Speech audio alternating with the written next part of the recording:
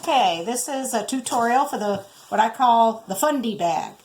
And I'm calling it the Fundy Bag because it's fun. And you can use it for a lot of different things. I think most of you know what I use it for. But I've had people interested in making one for an insulin pump, passport, lots of different things. So I threw together a little pattern. I'll try to make a PDF if I can get some help with it to show you so you have something you can print off.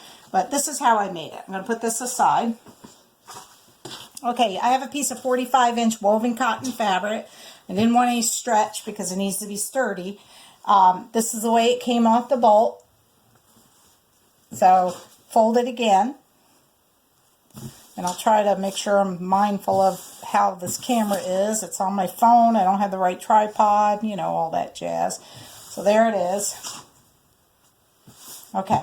Then I put together a pattern. Again, I'll try to PDF it and figure out where you guys can get it. But I've put together a little pattern. And what you're going to do is, now you've made a nice fold here, press it if you need to, because you don't want one of these pieces longer than the other. You lay it out like this on the fold. Two pieces. One's a shorter piece for the outer pocket. This is for the inside, the part that faces your body. And then you have a little tab right here. And I would cut this 23 inches. I was messing around with this and I did get it to fit.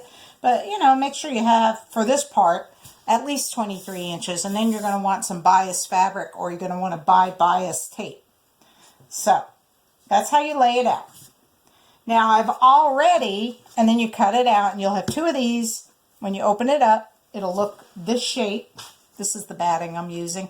And two of these and four of these. So let me move that out of the way. That's how you cut it out.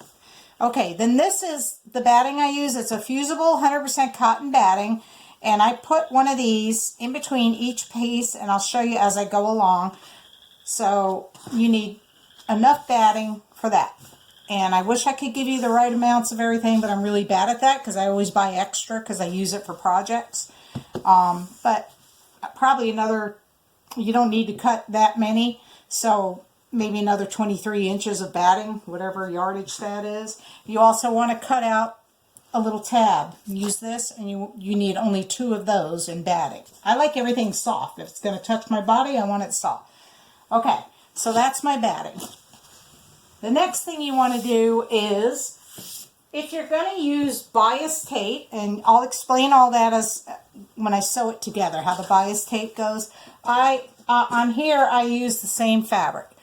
And if you've never used or made bias tape, you're probably going to need a bias tape maker, or I got these neat little things because I'm a quilter. I'll show you what they are. You can see they're all different size little sashers. That's what they are. And I made that 1 inch on the edge here. So when you're going to do a sashing or a bias, you double it. So I need to cut 2-inch strips. But the thing about this is it's curved, so you want to cut this on a bias, which means you want to cut it. So I will cut it this way. Let me get a scissor, because I want stretch to it, because if you don't have stretch to it, it's not going to go around the curve without buckling. And I know it's very hard for me to explain this to you. I'm not real good at tutorials, but hopefully you're a visual person like me. So what I have here is a stretchy little corner. See how it stretches? Okay, this can use for another project. And then what I do is fold it this way, and then I'm going to cut 1-inch strips. So use your ruler, your quilting ruler. I have grids here, all different kinds of things I can use. And I'm going to cut a bunch of 1-inch strips. And I'll show you how to use this thing. I'm going to have a bunch of little steps spliced together. So I'll show you how to use this thing in the next step.